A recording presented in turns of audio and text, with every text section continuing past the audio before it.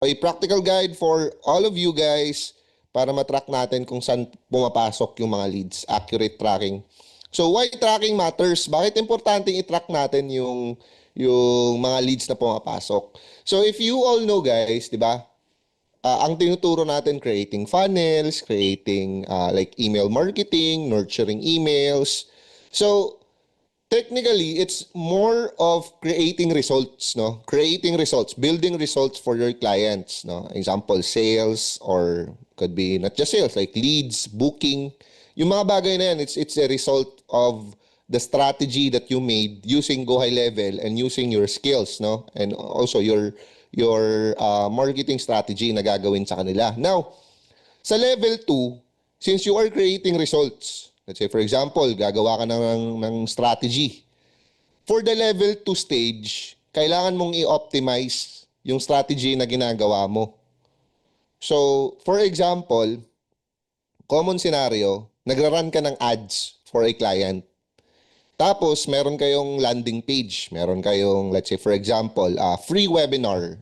So, gumawa ka ng webinar funnel, merong sign-up form, and everything.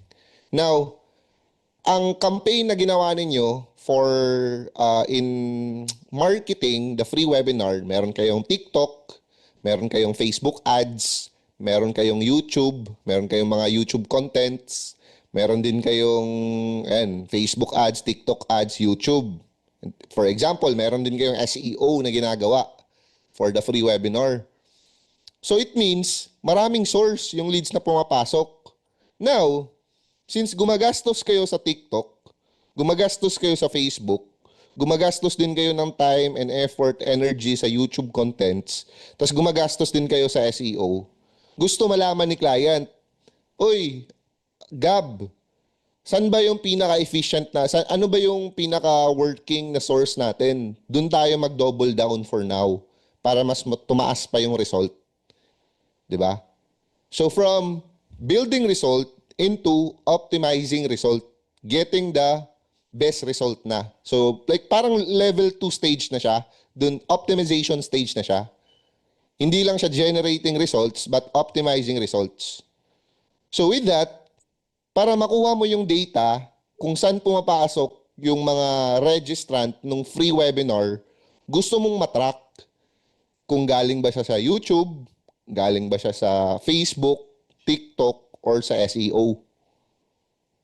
So for you to be able to track all of those process, isang paraan na gagamitin natin or the best practice talaga na ginagamit is UTM tracking or UTM parameters. Yung gagamitin natin yung mga UTM parameters, yung attribution.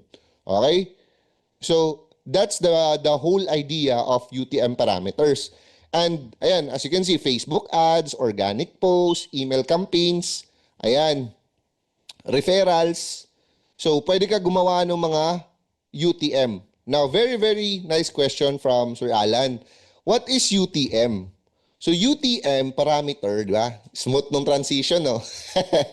UTM stands for Urchin Tracking Module. Or ito yung kasunod nung, 'di ba, kapag kiniklik, example, Facebook, ginagamit talaga 'to ng Facebook. Kapag i-click mo yung mga link sa Facebook, 'di ba, merong imbis na short link siya, humahaba, 'di ba? Merong question mark, UTM, underscore, source, equals, blah, blah, blah. Another one, UTM, underscore, campaign is equals to, humahaba yung URL, 'di ba? Nakikita niyo humahaba ano ba niyo ba nakita niyo ba 'yan? For example, this one. Nag-attach ka ng link, ito lang yung link na in-attach mo. 'Di ba? Ito lang yung link na in-attach mo dun sa Facebook comment. Pero sa Facebook mismo, automatic kasi kay Facebook, naglalagay siya ng UTM parameters. So humahaba yung link. Alright? So in a good example, ayan, open ko lang yung Facebook ko. Sige. Facebook, wait lang. Tapos, okay, and then, wait lang guys ah. Baka may mga may mga transaction hindi pwedeng makita. Sige, sige, ayan. Yan, for example. Sige, sige, ito, magandang example. Yan, I'll show you my messenger. Ito, ayan. Tapos, ito yung link, di ba, na inattach ni siya for the Zoom link. So, as you can see, um, us06web.zoom.usj slash so password blah blah blah blah tas yung dulo .1 yung end nung link. Pero kapag i-click mo na to, click natin guys ha. Bam. As you can see, 'di ba yung end nung link .1 lang dapat, this part lang dapat siya mag-end. Pero si Facebook naglalagay siya ng automatic na UTM parameters. So naglalagay siya ng sarili niyang UTM parameters. Kaya as you can see, ayan, Facebook CLID is equals. Actually, hindi to siya exact setup ng UTM parameter, but that's the same idea. That's the same thought. Okay? Ganun siya. And we can also apply the same process kapag i-build din natin siya for Facebook ads. Papakita natin mamaya kung paano siya ma-build sa Facebook ads for email marketing. Ang kagandahan ni Go High Level sa email marketing, pwede ka nang maggawa ng UTM tracking dun sa email marketing feature. Makikita nyo mamaya guys, very very helpful for optimization. Kasi di ba marami tayong nirarun or sinesend ng mga email. So gusto mong makita kung sa 5 emails na nurturing emails, ano dun yung pinaka nag-generate ng result. Gusto mong makita kung ano yung angle, ano yung hook na ginamit mo dun para pwede mo siyang gamitin ulit in the future. 'Di ba? Or mag-focus ka dun sa angle, sa pain point na yon. Alright? So, ayan. So gagawin natin siya for ads, gagawin din natin siya for email marketing. So there are 5. Ito, example. Yung UTM parameters naman, marami siyang parang itsura. But this one, ito yung pinaka-common talagang ginagamit. So 5 UTM parameters. The first one is the UTM underscore source. So this one, very tricky itong mga guys, itong mga code na to. Ito. So, dapat walang uppercase, no, as much as possible para consistent yung gagamitin yung value and UTM parameters. So UTM underscore source, small letters lahat. Okay? And then ito, meaning nitong UTM underscore source, ito yung traffic source. For example, Facebook ads ba or Facebook post, email ba siya, YouTube ba siya, TikTok ba siya. Ayan, yan dyan papasok yung UTM parameters. Tapos, UTM medium. Type of traffic. Kung cost per click ba siya, or paid, or kung email ba siya, or kung organic ba siya. Ayan, yan yung UTM medium. Another one, UTM campaign. So, what's the name of the campaign? Is it the nurturing email campaign? Is it the Facebook ads? Tsaka meron pa dapat specific example sa Facebook ads. Exit natin. Example, ayan. Facebook ads, in-depth training 25%. So, pwede mo yung gamitin as the campaign. Pero actually, yung campaign talaga, guys, ito talaga dapat. Ayan. Example, ito, this part. Ayan. So, example, the campaign is simplified training batch, blah, blah, blah, blah. So, that's the campaign name. So, lalabas din yan dun sa custom field. Kasi ilalagay natin, makikita nyo mamaya dun sa custom field. Paano siya ilagay sa custom field. Tapos meron pang another UTM parameter na pwedeng gamitin, yung term. Term, pwede kang maglagay ng keyword. Para siyang tag, para siyang tagging, na pwede kang maglagay ng term for a specific na example. Diba sa Facebook ads, example gamitin natin. Facebook ads yung source. Yung medium is paid. Kasi Facebook ads nga, di ba? Yung campaign, let's say for example, simplified training. Yung term, etong term, pwede mo tong gamitin as the ad set. Example, broad targeting or broad. Para mas short term lang. Broad. So that's the term. Parang that's the category. Category nung campaign na, kasi sa isang campaign na ginawa mo, pwede kang maglagay nung mga subcategory, di ba? So, yung subcategory, like say, broad targeting. So, broad yung keyword na ilalagay. So, UTM term, broad. UTM content. So, under broad targeting, what's the specific content na dun siya nag-generate ng conversion? So, let's say, for example, 25% discount. So, pwede mo ilagay discount or 25% discount na keyword. So, this one, may iba na siya. Like kung sa example kanina, yung like jhlchamps.com question mark UTM underscore source is equals to Facebook and meron siyang and continuous yan na guys wala dapat putol yan, walang space dapat yan. UTM underscore medium, ito medium equals ads and UTM underscore campaign is equals simplified, yung simplified training. And another and, ito short lang to, nagyan pa natin, and UTM underscore term is equals yung ad set na ginamit, broad, and UTM underscore content is equals to the 25% discount. So yan yung lalabas na UTM link. Pero hindi siya manual na ilalagay. Bali, parang siya, para siyang custom field na isa-isa nating i-set up. But that's the whole concept nung UTM parameter. So automatic na yan, automatic na yung mag-a-appear. Etong part na to, automatic na to mag-a-appear after setting up the parameters, the attributions. Okay? Type 1 sa chat if medyo 75-80%, medyo nagigets mo na yung flow. Type 1.5 if medyo like mga 50% pa lang coach, mga 30 to 50% pa lang yung nagigets ko or 0. Sige lang, add natin sa chat. If you can type 1, type 1.5 sa chat. Okay, 1.5, mga 50% pa lang. Okay. And nagigets na ni grabe talaga itong mga lodi ko.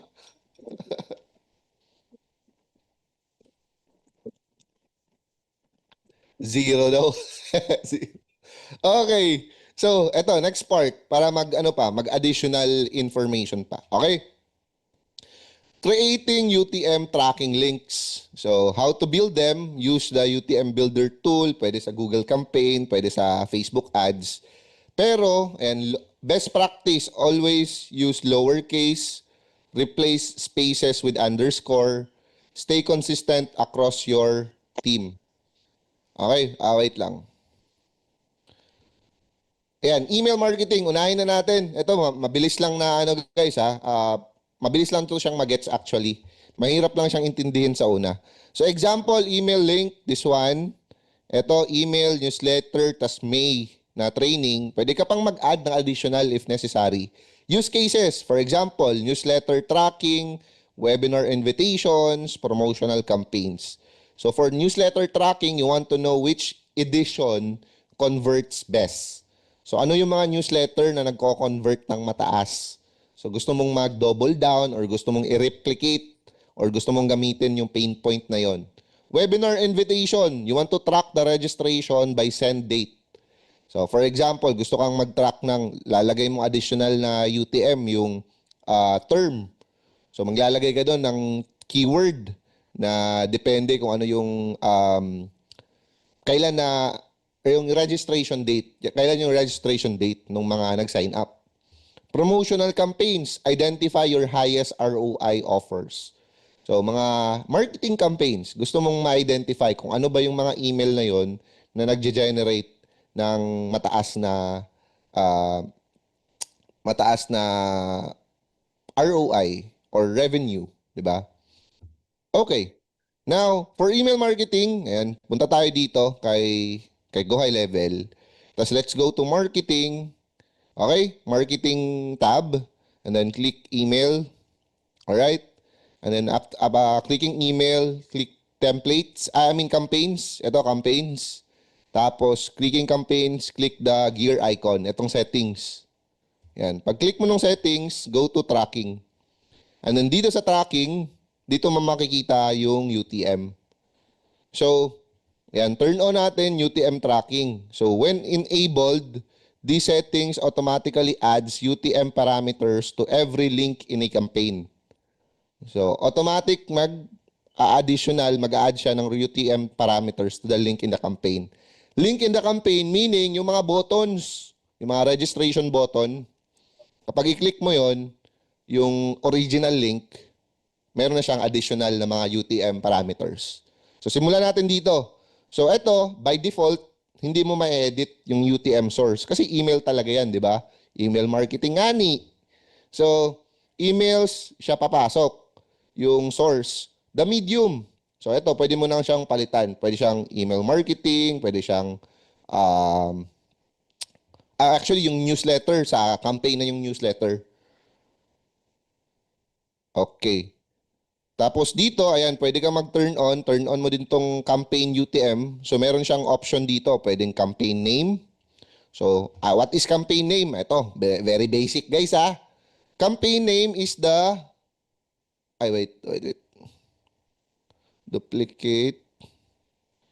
Campaign name is the name of the campaign. Loko, no? Inulit lang eh. Campaign name ito. Ito yung title nung ginawa niyong campaign. For example, ito, level up event. So, that's the campaign name. So, yan yung lalabas dun sa UTM campaign. So, example, campaign name. So, email marketing, campaign name, tapos dito sa baba, pwede kang mag-add. Diba? For example, yung sinabi natin kanina, term, UTM_term. Default value, pwede kang maglagay dito ng, let's say, ano bang magandang gawin sa term? Tingnan natin dito. Medium, newsletter, campaign, may training. Let's say for example, lalagyan natin ng, okay, let's just try. Let's just try na lalagyan natin siya ng term is, let's say, webinar. Ganun. Tapos save natin. Yan. So, meron kang additional, so turn on natin. Save muna natin. Ayan. Okay. So, later on, dun sa link na gagawin natin for the newsletter, lalabas tong mga UTM parameters na to. Itong UTM source, UTM medium, UTM campaign, and UTM term. Alright? So, balik tayo dun sa email. Ayan, gawa tayo ng email. So, for example, tingnan natin to, Sunpeak. Ayan, Sunpeak. Alright. So, lalagyan lang natin ng button para madalian lang. Wait. Tingnan natin kung meron ba akong nagawang email for... Ito kasi yung warrior. Wala. So, yung Sunpeak na lang. This one. Tapos, ito yung magiging landing page. Ito yung... landing page, redirect page. Itong lead funnel na to. This one. Kasi na-connect ko na yung domain. Diba? Na-connect ko na yung domain, go.chhlphilippines.com, this one. Tapos, let's say for example, ito daw. So later, makikita mo yung UTM parameters dyan. So gagamitin natin to, bam. Balik tayo dun sa email template. Lagyan lang natin ng button. Wait lang.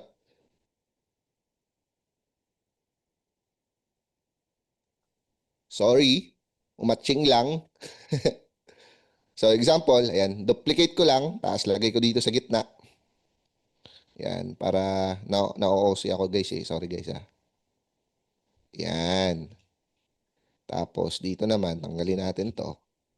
Yan, nalagyan natin ng button sa gitna.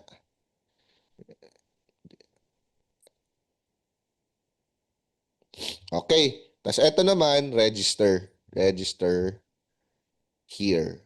Tapos yung link is this one. Di ba? Ito. Ito yung link. So, attach lang natin yung link URL. Okay. So, save natin yung template. Alright. And then, balik tayo.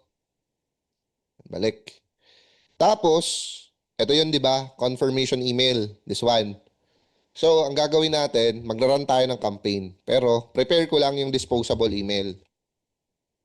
Yan, gamit tayo ng disposable email for the testing. So, run tayo ng campaign. This one. So, 3 dots. Create campaign or email campaign, in short.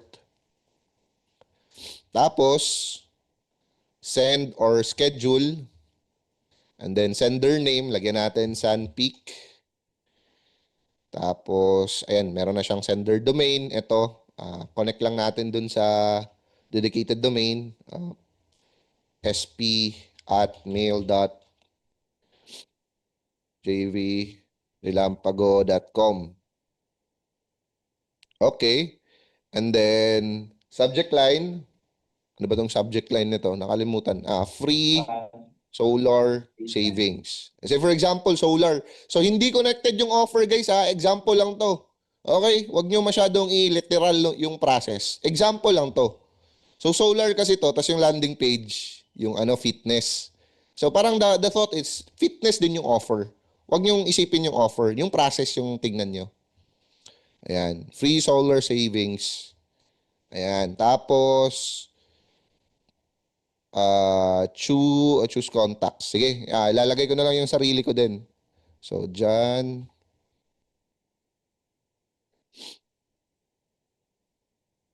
Okay. Ito, 1, 2, 3. So, meron tayong contact ng si...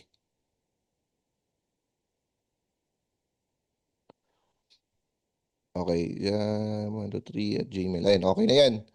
Tapos, ayan, pwede mong i-turn on. Ayan, 3 clicks. Of course, make sure to turn on the UTM tracker. So, pwede kang mag-click dito para ma-change yung mga default values. Pwede ka din mag-add ng tag. Pero that's it. Clicks tsaka yung UTM tracking. And then, once done, send natin. Send natin tong email. So, send. Okay. Right.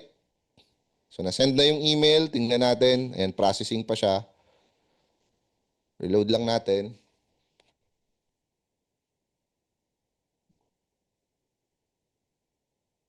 I just got back to this trainings. How can I have training from the very beginning po? You can watch the previous batch recording. Pwede po kayo mag-start doon kasi yun yung pinaka-updated na framework sa training. So, go to portal, tapos, ayan. Advertisement muna, guys, kasi processing pa naman eh. Ads muna, guys. Processing pa ako, di ba? Isang email, isang email lang, tapos processing pa. So, go to learning and then go to in-depth training at the previous batch live training. Watch the recording from batch 16 and day 1 and day 2. Doon nga mag-start. Provided din doon yung next steps. You're welcome po. Ayan, okay na, sent. So, punta tayo dito. Tapos, ayan, Sunpeak. Di ba? Sunpeak. And then, send to Jan Vincent, blah, blah, blah, blah. Now, eto na yung purpose ni UTM parameters. So, click natin tong register here. The idea is, lalabas tong mga code na to. The UTM source, UTM medium, UTM campaign, and also the term. Okay, lalabas yan. So, balik tayo dito. Click here, register here. Bam, click natin. And, tingnan nyo, ayan, lumabas siya, guys. And, UTM source, email, backtrack lang, email, UTM medium, email marketing, same, email marketing, UTM campaign, and UTM campaign, Sunpeak confirmation email. So bakit lumabas yung Sunpeak confirmation email? Because that's the campaign name. So balik tayo dun sa email marketing. Yan, ito yung, di ba, campaign. Campaign name, Sunpeak confirmation email. So lumabas siya dun. And then, last is yung term, yung webinar. Yan. Email, tapos last, UTM underscore term is the webinar. Okay?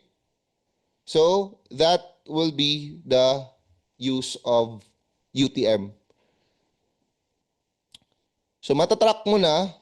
So, lahat ng mga nag-register dito, matatrack mo na yan sa, sa, makukuha mo na yung UTM attribution nila. Okay? Coach, since makukuha mo yung, makukuha mo yung attributions, what's next?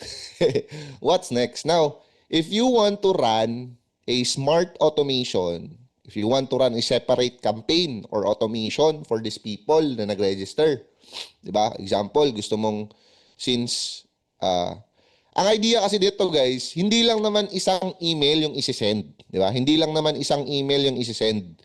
Let's say for example, nag-send ka ng 5 nurturing emails. Sa 5 nurturing emails, gusto mong ma-identify kung alin doon yung nag-generate ng pinakamataas na registration conversion or registration result. So with the UTM tracking, UTM tracking, makikita mo doon kung ano yung mga campaigns, what's the campaign name, di ba? Makikita mo yung dito. Ito, yung source, yung medium, yung campaign. Yan, makikita mo siya kung ano siyang campaign, kung ano yung term, kasi pwede mong ano yung term, pwede kang I'm not sure kung possible ba to na mag-custom value. Custom value dun sa eto sa part na to, itong webinar, gawin siyang custom value. So, you can explore that part, pero aside from that, ayan, lalabas na yung mga, especially the campaign name. Alright? So, sa automation naman, ano yung usefulness nung pag-set nung UTM parameters? So, for example, create ka ng workflow. Okay, create ka ng workflow. And then, let's say for example, add ka ng trigger. So, dito 'di ba? Imagine 'di ba dito, form submitted, this form. So, pwede kang mag-set ng form submitted. Form submitted. Ayan, tapos yung form is Warrior Babe. Ito yung form with this one. Same form sila. Tapos save trigger. Tapos dito, pwede ka na mag-if else. Okay, if else. Tapos gusto mong ma-identify, ayan, contact details. Tapos makikita mo dito, di ba? UTM, for example, the campaign. Especially the campaign kasi yan yung pinaka-dynamic sa lahat. Ayan, balikan natin dito. So go to, ayan. Campaign yung pinaka-dynamic sa kanila kasi drop down siya. So gusto mong kunin tong UTM campaign. So balik ka dito sa automation, UTM campaign, or kani this one, campaign, pwede ito, campaign, tapos is, tapos pwede mong i-input yung campaign name dito. For example, the campaign name is is Sunpeak, this one. Pwede mo i-copy paste yan, lalagay mo dito, input mo siya din. Is, let's say for example, another one, ganun din, another branch, contact details, scroll down to attribution, ayan. So, UTM medium. Pwede ka din mag-set ng mga medium, yan, UTM source. Ito pala dapat. Mali itong campaign lang. Dapat UTM campaign. Ayan, UTM campaign. Tapos, dapat is, tapos lalagay mo yung campaign name. Or pwede mo din kunin yung campaign ID. Yung campaign name kasi guys, ito Sunpeak. Confirmation email. Yung campaign ID, ito, 69B3.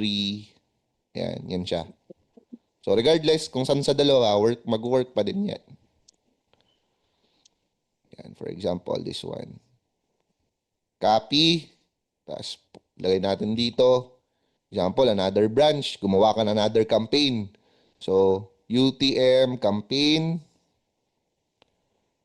is, lagay mo dito, wait lang, is,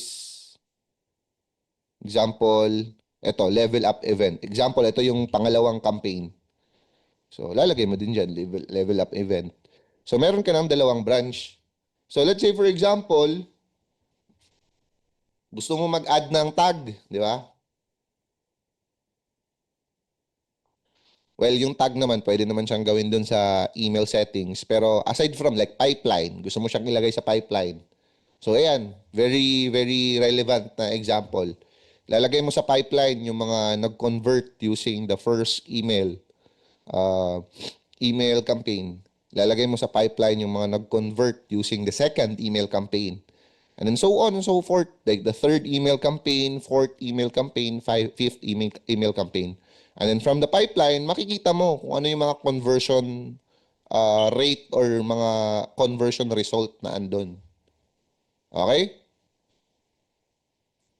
So that's how you can use the UTM for the if-else, yung mga conditional logic na process.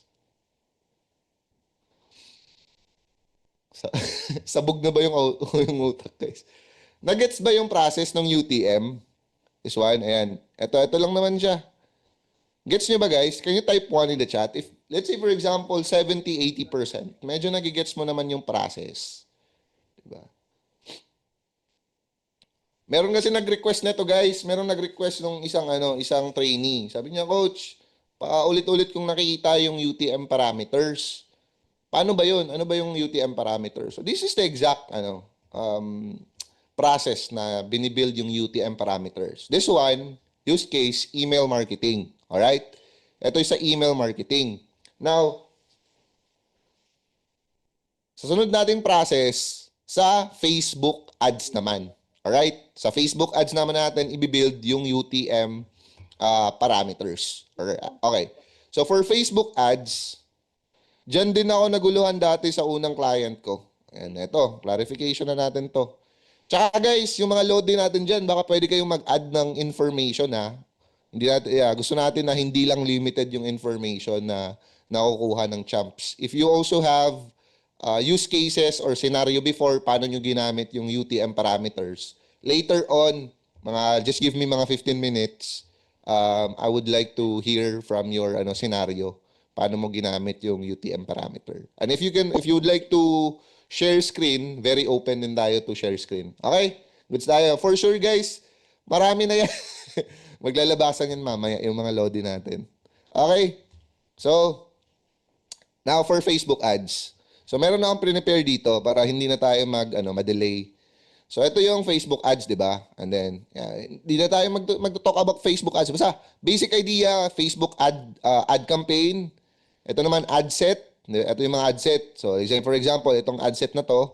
Tapos, dito sa ad set na to, meron siyang yung ad mismo. Yung creative, di ba? So, yung ad mismo. So, click mo yung edit, bam. And then, if you scroll down sa ad, yan, makikita mo dito, meron tayong URL parameters. So, dito sa URL parameters, ayan, pwede tayong mag-build. Ayan. Lalabas dito yung mga value nung parameter name and also parameter value. Alright? So, lalabas yan. Bibuild natin yan mamaya dito sa Facebook Ads Manager plus eto naman, building sa, delete ko lang to para start from start from scratch talaga. Ito naman, gagawin natin custom value sa custom field. Alright? So, delete ko lang lahat para hindi na tayo maguluhan.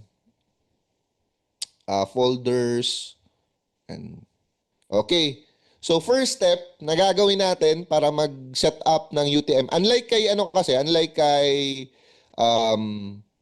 kay email marketing, no? Si email marketing kasi meron na siyang settings and then tracking. So meron na siyang ganito, di ba? Si Facebook wala siyang automatic or native integration. So kailangan mong gumawa muna sa Go High level, tapos i-connect mo yung UTM na ginawa mo sa Go High level into the UTM sa Facebook ads. So kay Go High level, para makagawa ka ng UTM parameters, ang workaround, ilalagay siya as a hidden custom field sa form. Diba? Meron tayong form na ganito. Itong form na to. Lalagay tayo ng hidden na mga custom fields para yun yung magiging tracking process ng UTM. Okay? So, okay na tayo sa email. Okay na dyan. So, gagawin natin dito. So, let's create first a folder para hindi tayo malito mamaya.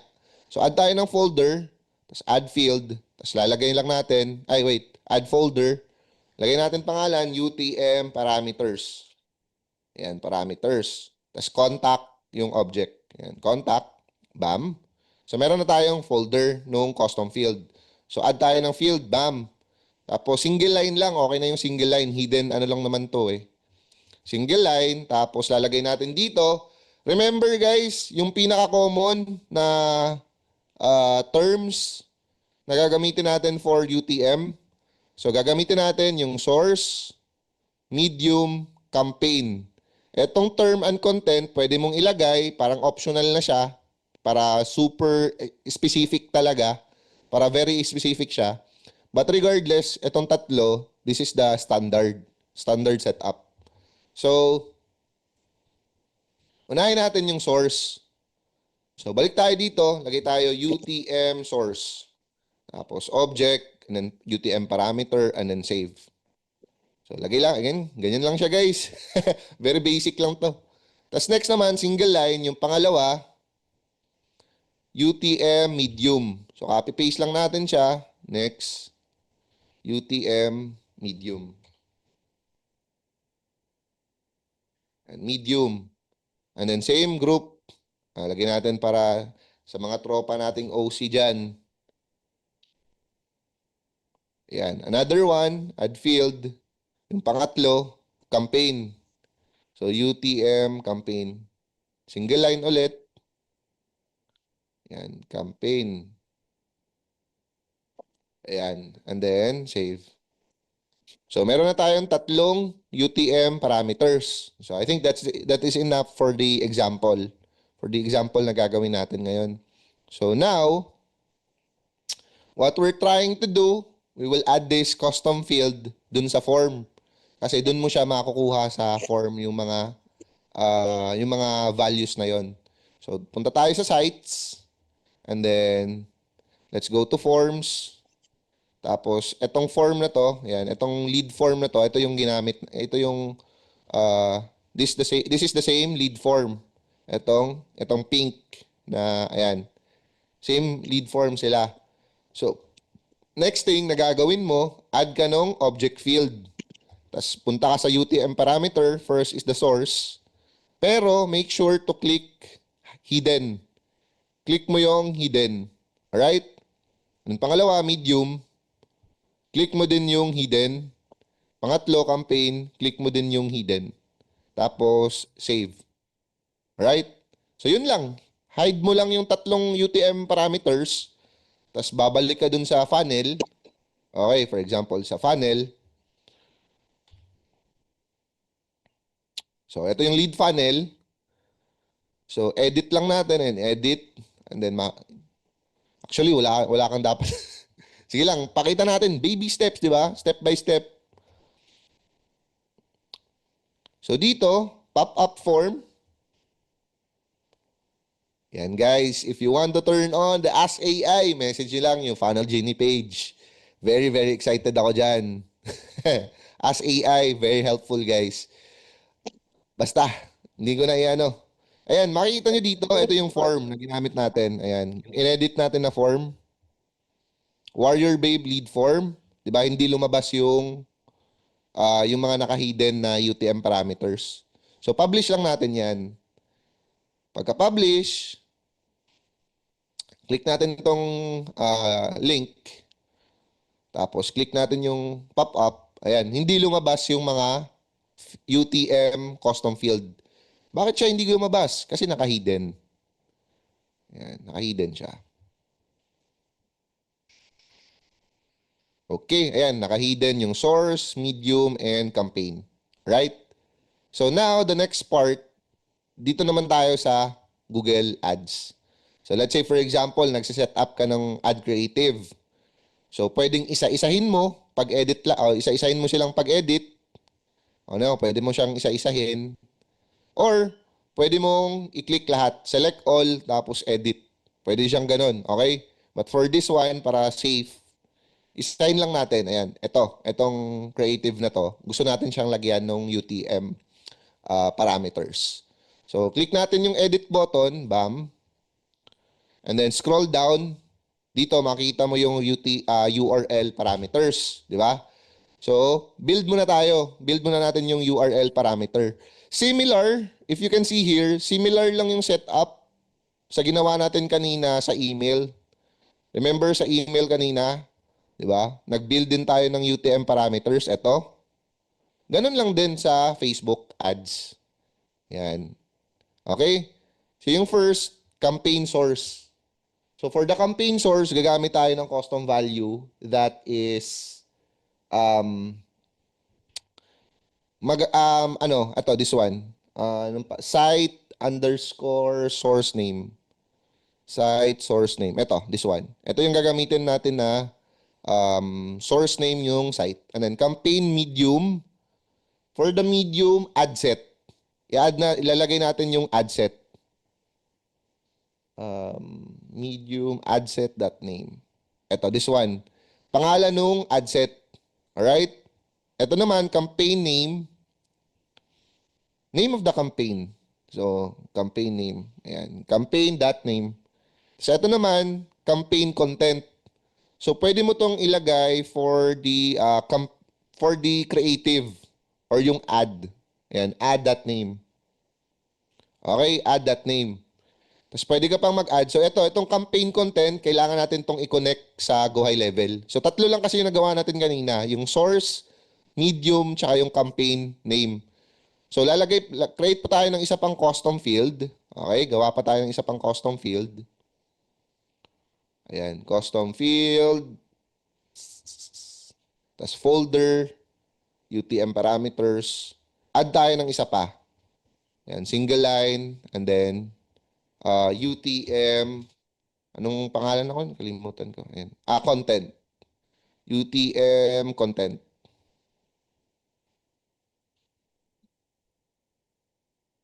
Content. Ayan. Tapos save. Okay. So meron tayong UTM content and source medium campaign content. Similar to ayan, source medium campaign tsaka content. Okay? So yan, apply lang natin. Ito na yung preview ng URL parameters. Apply lang natin siya.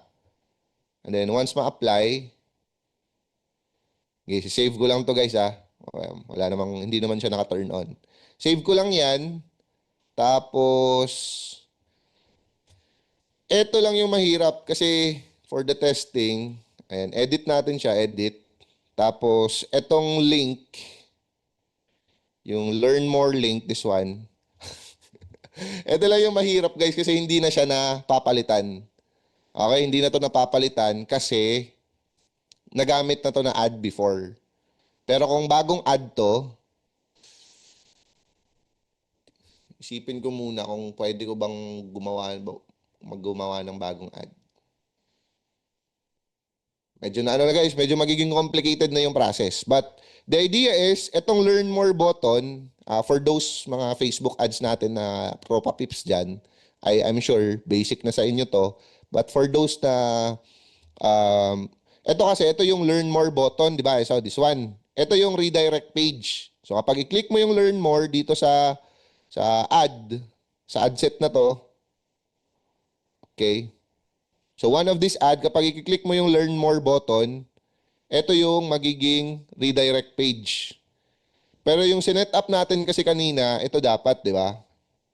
Ito dapat yung redirect page. So kahit tanggalin natin tong home. Ayan. Ito dapat yung redirect page, di ba? So ika-copy paste lang natin to. Sabay, lagay mo dun sa learn more button. So copy paste mo, lagay mo sa learn more button.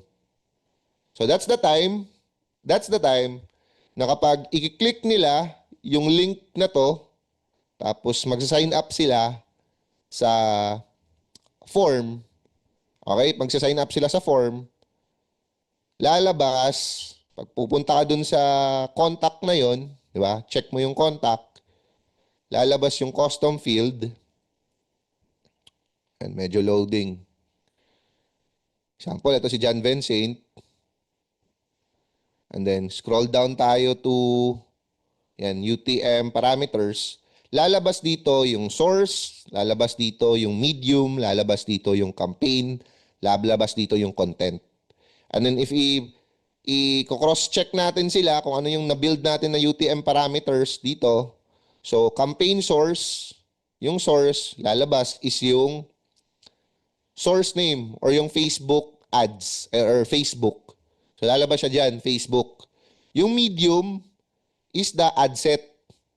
So, yung ad set, ito siya, itong ad set number 11 or ad set 11. So, lalabas siya dyan. Yung campaign naman, ito, simplified training. Itong pangalan na to. Okay? This name, ito, this one. Lalabas siya doon. Lalabas siya dito sa campaign. For the content, kasi yung nilagay natin sa content, ano yung nilagay sa content?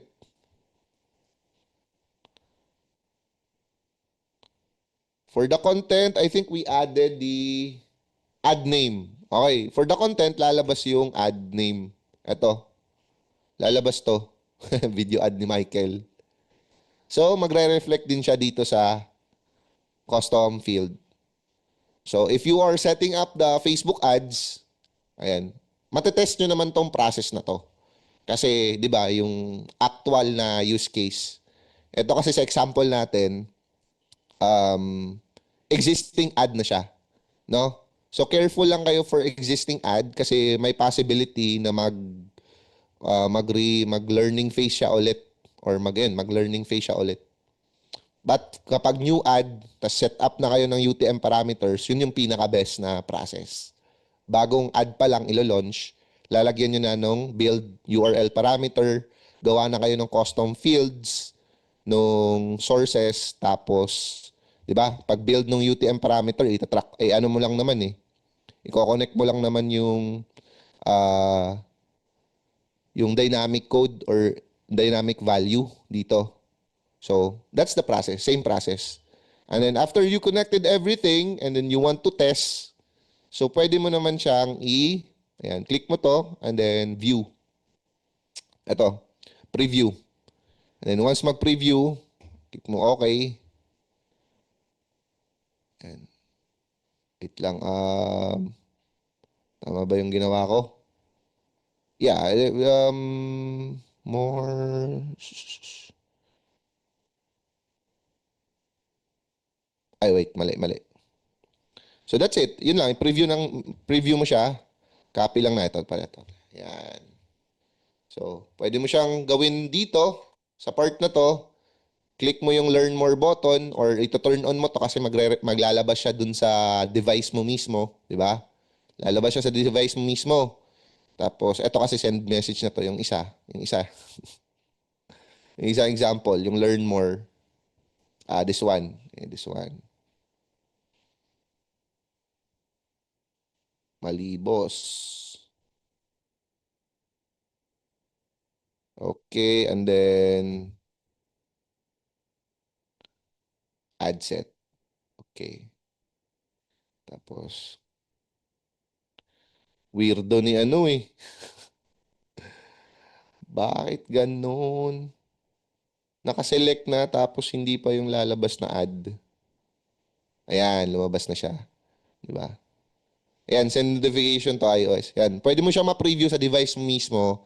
Tapos click mo yung learn more button na yung learn more mo is connected dito, di ba? So pagka-click mo ng learn more, lalabas na din yung UTM parameters kagaya na ito. Lalabas na din yan. Based on the data na sinet up mo dun sa, ayan, sinet up mo dito sa baba. Itong build parameter. Lalabas na din siya. Okay? Na actually, ano pa pala, mali pala. Pagka-click mo doon pa pala sa form. Para ma-capture mo yung UTM, magka-capture din siya doon sa form. Lalabas siya sa link, lalabas din siya sa form. Lalabas siya sa form. So pagka-sign up mo, pagka-sign up mo dito, magre-reflect yung mga data doon sa nag-sign up na contact. Re-reflect yung source, yung medium, yung campaign, tsaka yung content. Okay? That's how you can track. Ang idea nito guys, 'di ba? Ang daming ad set, 'di ba? Ang daming ad set, ang daming ads, ang daming content na niraran mo ng ads. So gusto mong makita or gustong makita ni client kung ano ba yung best performing ad aside from the data na binibigay ni ad manager, gusto niyo din makita dun sa actual na registration mismo. So I would say yun yung pinaka-accurate na data kasi nag-register talaga sila mismo, di ba? Yung data kasi ni Facebook Ads manager, etong Ads manager, yung data dito guys, minsan hindi siya 100% accurate. So may mga instances mababa, like for example, our campaigns right now. So hindi siya accurate yung data. Pero with the UTM tracking, yun yung pinaka-accurate kasi based siya dun sa registration talaga mismo. Okay? So, that's the process. Ang pinaka-importante lang, ma-identify nyo kung ano yung UTM source, UTM campaign, UTM medium, UTM content para makuha nyo doon kung ano yung mga best performing na mga campaigns, medium source, and also the contents or yung mga creatives. Okay? Gets ba so far? Info overload ba or gets naman yung like the whole idea of it? Like pwede nyo naman tong balikan kapag kayo na magsi-set up ng mga UTM tracker, di ba? But at least kapag magtatanong si client, meron ka bang idea what's UTM tracking or what's UTM parameters, how to set up UTM parameters and go high level. So ikaw, confident ka na. Uy, nakita ko yan sa Friday call ni Coach eh. Yes, I have idea about that. You just need to set up a hidden custom field in your form for it to be tracked in your contacts. Di ba? Goods na. Okay na yun. Actually, tama. Tama na yung process na yun. And if you want to do email marketing, there's also an option in the email marketing campaign. Di ba? Email marketing campaign, there's a settings where you can turn on UTM tracking as well as set up the parameters. Bam! Sagot. Start na sa Monday. Ganun lang. Ganun lang siya it's not necessary naman na nagawa mo talaga before, but at least meron kang resources, pwede mo siyang i-replicate, pwede mo siyang gawin dun sa pinapagawa ni client. Hindi naman siya ganun na complicated, guys. So don't worry about this, no? Okay. Other tracker, Click Magic and Read Track Dynamic. Ito talaga. Oh, sige na. Bossing, baka naman bigyan mo kami ng pa-share naman, bossing, yung mga experience mo with UTM tracking. And floor is yours, brother. Regarding sa tracker for kasi yung media buyer kasi kasi yan different traffic source. So other tracker is ClickMagick and RedTrack. So sa RedTrack much more in-depth siya sa tracking. So you can track even a version of the phone, even the version of your browser. And a good thing there is kahit mag-ads ka sa TikTok, Facebook, Google Ads, one window lang siya doon. So any conversion that reflect post back to the tracker, it reflect also the ROI there and the spend. That's the good thing. Ito yung loob niya. This Pwede one, ako bro. share. This one, bro, no? Yan. Yep. Grabe. Common din ang usually sa mga media buyer is ClickMagick. Click Magic. Okay, check So, na natin Click Magic. And di ba, guys? ClickMagick and medyo mahal lang niya, mahal lang yung pricing niya but sa media buying mo good fast decision kasi yan siya. So matatratrack mo kung saan yung campaign ang winning, that's the time doon ka gagawa ng scale up. Sa media buying kasi pag once na makita mo yan, bumba ka ng ads na dyan. So, And I remember meron pang isa, bro, yung medyo Volume. mahal din na Volume. yeah, volume. Dami yan. Meron pang bridge, pero yung common ngayon is red truck. And the good thing for the red truck, ay good thing for the tracker, meron siyang mga boot filter. Like, ikaw yung mga proxy, yung mga server. So, mas maganda So, siya compared to this yeah, result, yeah. no? And the May, good thing also the tracker, mas siya, mas accurate yung data niya in terms kasi conversion API kasi yung gamit niya eh. Hindi yung pixel side. So, server to Hyros as server. well. Parehas lang sila. Hyros, di ba bro? Mas Pare pricey sa yung Hyros. Hyros. Oh, sa Hyros meron kasing AI pero common ngayon is red truck. Eto guys, another example nung UTM. Example, ito Hyros, di ba? Hindi sila nag-run ng ads. Pero ito, nag-run ng Google Ads. Yung click, Google Ads. Volume. Pag-click mo yan, lalabas yung, ayan, lalabas din yung UTM parameters and UTM campaign, di ba? Campaign ID, UTM term, UTM medium. So lalabas siya dyan sa link. Yan yung tinatawag na query string. So lalabas siya dyan as the query string. So yung shinare natin kanina, that's the same idea. Ayan. Do you have something to add pa, bro? For media buying, you wisely use a tracker. That's the only convenient. Kasi ngayon, meron kaming $5,000 ads every day so we can track properly and then we can have a decision. Kasi ang data kasi sa Meta is delay. Yup. Yan yung issue dun, delay. Kasi dahil doon sa iOS 14. So the tracker is the best one to have a big budget for media buying. So, For this third-party platform na mga tracker, ano yung tingin mong red for truck. startup? Ano yung Startup suggest? Click Magic. Clickmagic. Kasi pinakamura. Actually same lang sila ng price pero in terms of settings, siya mas mabilis. Okay. Kasi meron kasi siyang UTM na naka-ready na, naka-template na. Kunin mo Okay. lang tapos lagay mo lang right away sa Similar to this setup, no? Yung kanina. mm, yung sa may UTM, yung last part. Oo, this Merong part. dyan data dyan eh. Yung tracker yan. Eto. Mm. Parang Pero ganito lang din. pero meron siyang mga additional. So medyo medyo Tsaka advanced. yung Yan yung naka-difference sa mga tracker. model ng phone, di ba? Parang Mm. idea nun, guys. Nalaman na nila kung ano yung model ng phone na ginagamit mo, your gender. So, your data is not secure anymore. Mm. Grabe, no? Yung mga tracker na to. Tsaka grabe din si Facebook kasi hindi naman malalaman yan ng mga tracker unless na open source yan kay Facebook, di ba? Eto, may question si yung sa Manus na bago sa Facebook ads po. I think Manus, guys, pwede mo siyang gamitin for generating copy, generating even the picture, ganun. But I'm not sure kung pwede siya mag-set ng UTM parameters. Have you tried, sino dito nakapag-tried na mag-set up ng UTM parameters si Manus?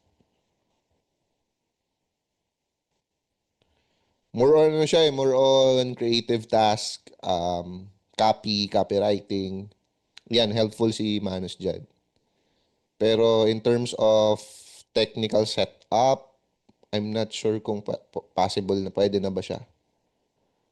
Para na ba siyang Clobot? Okay. Sino pa dyan? Meron pang, sino dyan gustong mag-share? Si Isa. Isa, do you have something na ma-share with your experience sa UTM? Hindi lang sa, guys, hindi lang yung mga technical part. Like, your own personal experience. Paano mo ginamit yung UTM tracker? Yung UTM tracking sa client mo dati? Na on the spot pa, no? Sino dyan? Sino gusto mag-share? Open mic.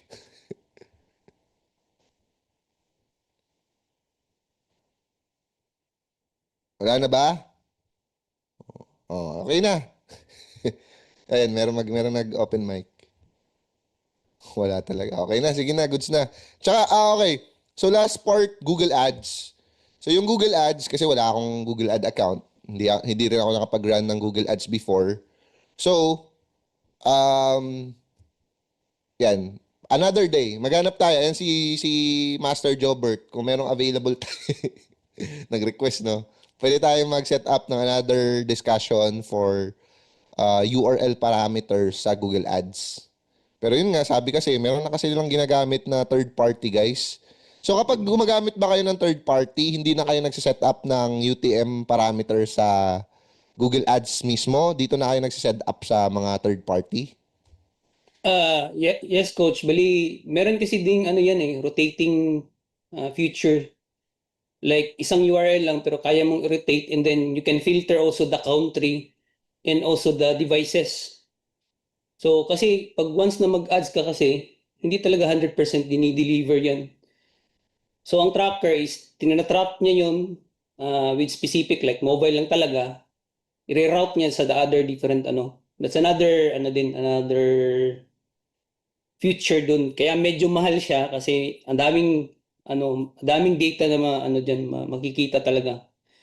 You can register 14 days I think and then you can see the entire platform. So Okay, let's meron do ding it. mga knowledge base diyan. Actually, tatlo lang yung importante is campaign, offer and then landers.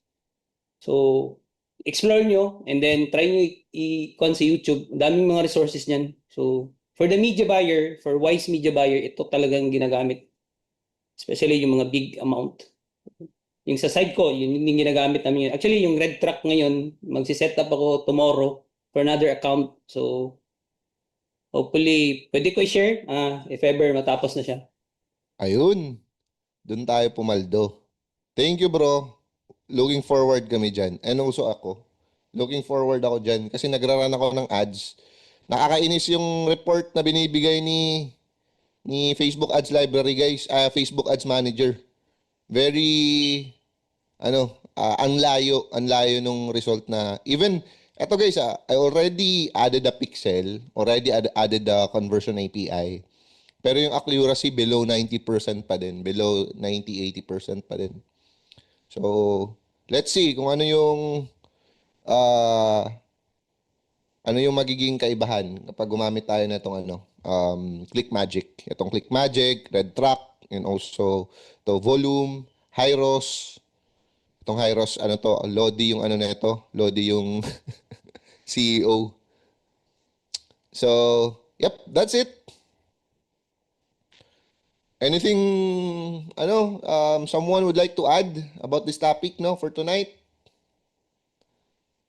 Meron ba kayong gustong i-add? We'll also upload this sa portal natin para ma-review for our weekly calls, weekly coaching calls, for our Friday call. Ayan, si brother. Angelo, do you have something to, So, bro? Share? yeah. Ayan, let's Okay. go. So, kailangan lang talaga nila pag-aralan tong UTM parameters kasi gamit na gamit talaga to. Like, yung client ko, local client, ito yung mostly pinaglalaroan ko. So, yeah. Since nasa data analytics rin ako. So, ayun. So, doon ka makakapag, dito sa UTM parameters, dito ka makakapag-track na kung saan talaga galing yung keys. So, yeah. I-review nyo lang to guys kasi importante talaga. So, yung nagturo lang sa akin nito, coach, yung first client ko Yung first client noong mo. last year. Oo, pinaaral sa akin yung YouTube parameters. So, yun lang. Very nice. Tsaka add-on na add-on na skills on top of your current skills. Hindi niya papalitan, di ba? Parang Yes, upgrade, coach. upgrade lang siya. Gamit na gamit talaga eh. Yep. Tsaka during interview ba, hindi na kayo mahihirapan to answer yung mga ganitong like marinig mo lang yung UTM, meron ka ng idea, 'di ba? Magigets mo So, na kung ano yung pwedeng process. Ayan, si Ma'am coach, Malu, parang yes. mas madaling gawin ang FB and Google Ads sa high level. Sa high level na, Opo, mag-run ng ads. Parang mas madali siya doon. okay. That's also a very Try mo, interesting. coach. Sige. Marketing, prospecting, na-turn on ko na ba yung dito? Wait lang, Facebook ads attribution, appointment. Hindi ko ata na turn on sa na to, sa Okay, conversion, payments. 'Di ba marketing? Marketing yung pag-connect sa ad um membership. Yep, wala nga, hindi siya naka-turn on dito.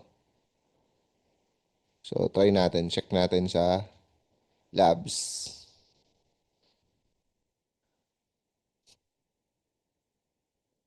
Okay, interesting. Wait lang, check. Turn on ko lang sa agency side.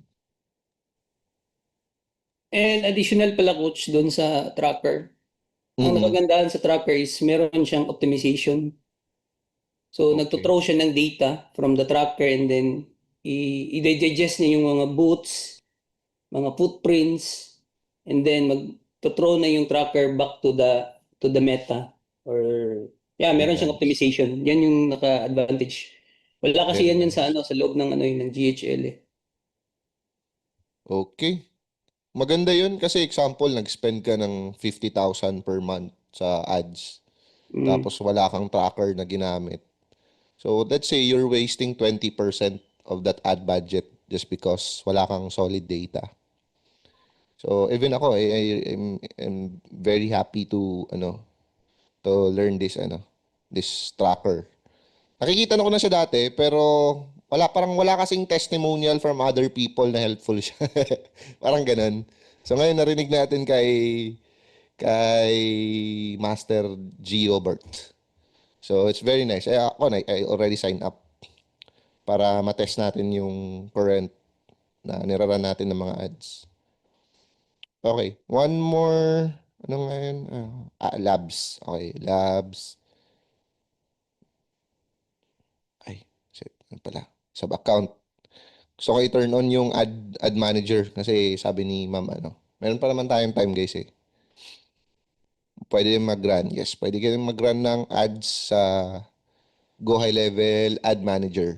Pero, meron din silang binibenta na, guys, na, I'm not sure if it's paid, yung ad manager. Parang coach, parang. Parang Ay, paid not siya. not really sure, pero parang ano nga, kasi parang pwede mo rin siyang para i-offer as an agency. Yep. So, yun lang. Kasi hindi natin matest unless na magbabayad. Pero maganda siya actually. Kasi imagine, tuturo mo siya sa mga business owner. So, it means, mas convenient sa kanila. Yes, coach. At saka mas easy lang siya gawin talaga, coach, doon. Okay, ayan. Good, Para good. nakita ko kasi yung lessons ng high level doon. Okay, ayan. Very nice, din, input. The university, high level university. 'Di ba? Hindi na sila lalabas hindi na sila lalabas ng other platform. Andun na sa high level lahat. Basta connected lang yung Meta Ad Manager nila. Manage client.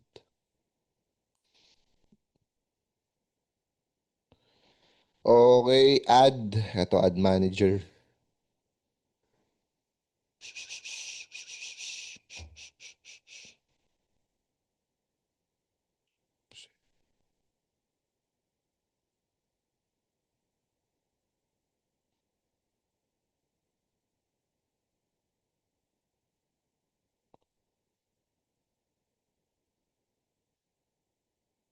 Yeah, guys, kailangan talaga siyang magbayad. So, yeah, let's save it for another time. Pero it's just good to know na andyan siya. So, if gagawin natin siya for a client, then, di ba, meron na tayong option.